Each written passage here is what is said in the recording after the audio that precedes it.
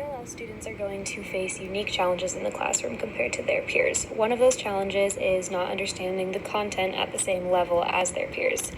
As we know, they are trying to master the English language, so if they're in classes where almost all of their instruction is being done in English, and they don't have that mastery of it, then they're going to have a harder time understanding the concepts that are being taught. A second challenge that they face is developing academic English language proficiency, as that takes time.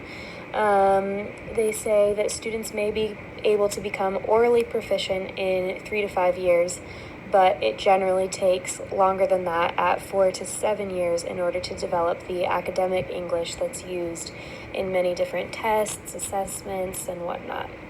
And another challenge that ELL students might face is that the opportunity gap that they're already experiencing from learning English could be compounded by the fact that many ELL students are also living in households with low incomes or attending high poverty schools, and so these might also limit the opportunities that they have to excel in their education. ELL students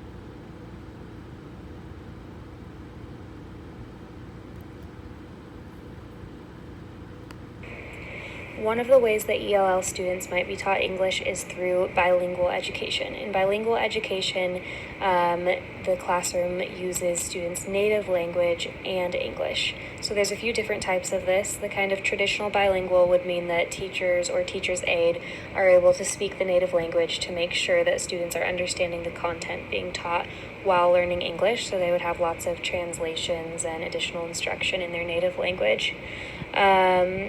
The transitional or early exit bilingual is the instruction is going to be in the home language to begin with, while English is introduced to help ensure that students are learning academic content, and as they begin to master English, they will gradually be moved into English-only classes. The immersion style uses both the home language and English for instruction, with the goal of students becoming bilingual. So this means that they will continue to be being taught in both English and their native language, even if they have mastered English. And then there are also two-way immersion or two-way bilingual programs, which will involve students who speak different languages. So in these classrooms, the English speakers in the classroom are learning a second language, whatever it may be. I know there's a Spanish dual immersion program that I've subbed at in a school before.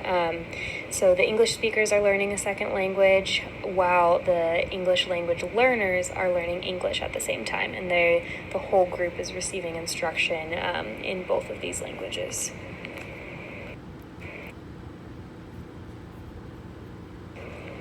The other type of instruction to teach English language learners is known as the English as a Second Language, or ESL.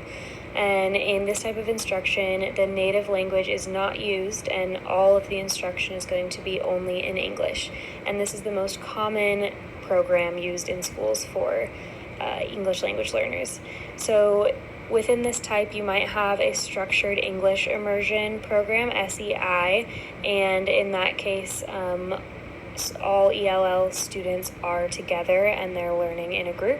Or another very common method that I've seen in the schools I've subbed in is the push-in or pull-out English language development classes, ELD.